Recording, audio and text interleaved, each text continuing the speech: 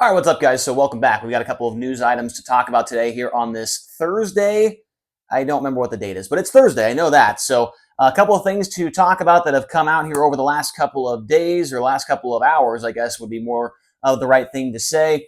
The first thing on the board is that Bill Rose has tabbed Dylan Cisney to drive his number 6 car for the rest of the season on the World of Outlaws Tour. And so they still have quite a few races left to run this season. Dylan Cisney, as you know, as you probably know by now, that he got let go from the Scott Kalman number 5 car after the Tuscarora 50 weekend, and Cisney has not found a ride ever since that race. So it hasn't really been that long, but Cisney's still been looking for a ride and has got something figured out here with Dylan Cisney.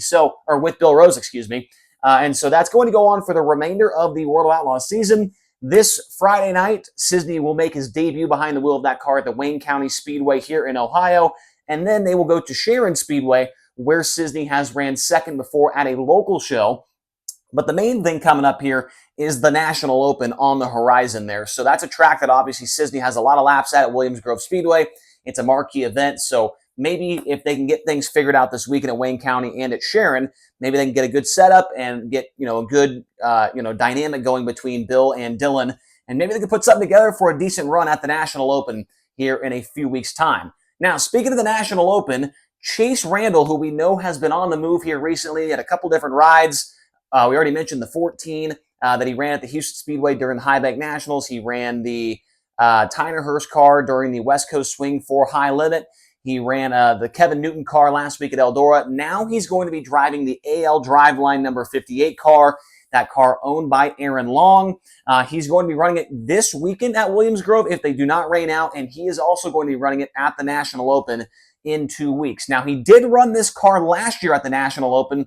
It was his debut at the Williams Grove Speedway when he got behind the wheel of that car.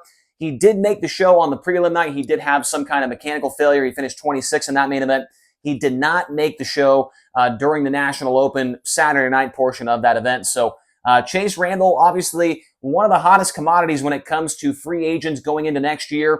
He has got a ride lined up for the National Open. Now, if you're not familiar with what this car is, Caleb Johnson did drive it during the Knoxville Nationals this year. He did make it to the B main on Saturday of the Nationals. Unfortunately, he got upside down, was not able to finish, but he did show some really good speed in that car. Randall's driven it before. He's driven it at the Grove. So this could be a pairing that I think this time he's going to make the show no problem. We know it's going to be a tough field of cars, obviously, but this is a really nice piece. Chase Randall, a great driver, and the 58s ran a couple more times this year than maybe normal. So maybe things will go well. Good luck to Chase Randall, and as well as good luck to Dylan Cisney over the next couple of weeks. Now, this came out around noon today for High Limit Racing. The next 2 races for us have been canceled. Florence Speedway in Kentucky. I know a lot of people were looking forward to that one. And I was looking forward to it too. After watching the highlight reel from the Fast Series race earlier this year, it looked like the track was super racy, and I'm pretty upset that that one got canceled. But with is it Hurricane Helen or Helene? So I don't watch the news, and the only time I watched the news when I was at Planet Fitness today on the treadmill, but I wasn't actually listening. But I just saw all this hurricane talk, and I saw Helene or Helen on there. I'm going to go with Helene because of the N or the E at the end. So the next 2 races for High Limit canceled due to that hurricane. That leaves just 4 races left on the schedule for High Limit. The next one coming up at I-70 Speedway in Odessa, Missouri on October 8th. The next night, October 9th, it is going to be the makeup date at Lucas Oil Speedway, and then 2 nights at the Texas Motor Speedway dirt track. So 4 races left for High Limit. So long as these races don't get a postponement date, which I don't think they are. They didn't say anything about that in the release. But unfortunate for the Kentucky fans. Unfortunate as well for the people that were coming out to see both High Limit and the Lucas Oil late models at the Atomic Speedway. So unfortunate, but hopefully those races are on the schedule for 2025. We'll have to wait and see if that is the case. Now, with more High Limit news, this has been something that has been very confusing to me here over the last couple of weeks. I've seen everywhere, all over Twitter, all over Facebook, all of these guys that think they know what's going on behind the scenes of sprint car racing saying that the Tom Buch 13 that is driven right now by Justin Peck is shutting down after this year. I feel like I'm pretty in tune with sprint car racing. I'm at a lot of the races, obviously, And I had not heard anything about that happening. And all I saw on Twitter and Facebook was this was happening, this was happening. But then Tom Buch, the owner of Buch Motorsports, tweets yesterday, and he tags High Limit Racing saying that a chassis that was on the jig at RPM Chassis was going to be running in 2025. So he tags RPM, he tags High Limit Racing, he says 2025, leading me to believe that there is not a shutting down coming for this team, right? But there's been a lot of speculation on the team's future. Obviously, speculation is fun, but that I just did not hear a basis of where any of that came from for why this team was shutting down. And obviously, they are not, because Tom Buch is tweeting that they are going to be running in 2025 with High Limit. I mean, it doesn't say, in direct words like, "Hey, we're running next year. Get ready," But that's a pretty good sign that they're going to be back next year. And I did hear at Eldora Speedway last weekend who could be the next driver of the 13, because obviously, speaking of speculation and rumors and things like that, one of the hot topics has been Justin Peck. What is he doing next year? A lot of people have him, from the sounds of it, tabbed to drive the CJB car next year. Where does that put Spencer Bayston? We don't even know if it's true yet, right? We don't know if it's true, but it does seem like that is something that is more than likely going to happen. I'm not saying that it 100% is. I'm just saying what I've seen all over Twitter and what people have told me. But I did just mention that Twitter kind of sucks a minute ago. But, you got to take what you can find, right? But Tom Buch, I think that we did hear who the driver could be of that car next year on the High Limit Tour. And it's a guy that's been pretty good this year when it comes to USAC racing, whether that's Silver Crown, Sprint Car, and the midget stuff.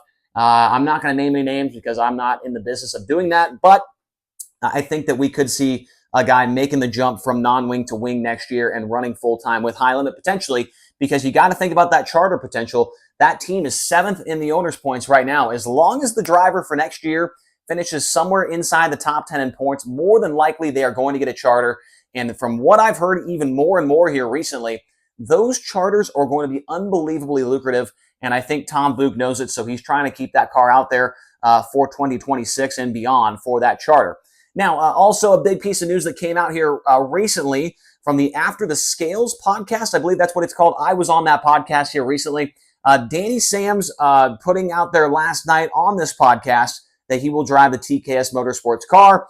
He's next in line to drive it. They are going to be racing this weekend at I-70 Speedway in Odessa, Missouri. Not the race for High Limit. That's in a couple of weeks. But Danny Sams will be racing with Power I this weekend with TKS. And as long as it goes well, they're probably going to race a little bit more at the end of the year. Probably World Finals, you would think. Maybe the National Open's on the table. Who knows what's going to happen there. But I did want to put this out there. Do not expect this pairing to go beyond 2024. I'm not saying that because he's going to get fired or anything like that. I'm saying because I've talked to Danny Sams quite a bit here over the last couple of races that he's shown up at Lernerville, Eldora as well. He does have intentions of running on some kind of full-time tour next year with his own car.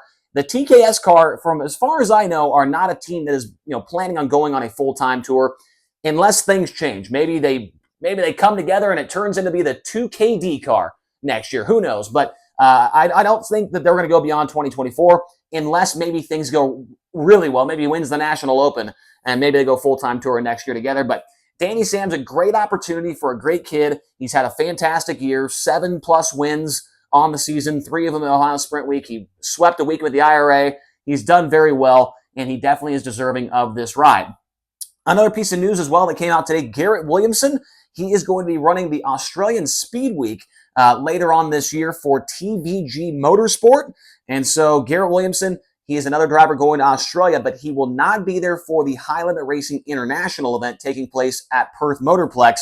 He's going to be on the opposite side of the country. He will be racing at the Grand Annual Sprint Car Classic in this car. It'll be his first ever trip down to Australia. So I know there's a lot of Australian people that watch this channel. And so you could expect to see another American heading down there, that being Garrett Williamson. And he will be fun to watch in those races. Got a pretty hefty schedule. I think it's probably about 10 races or so that he's got put together with those guys.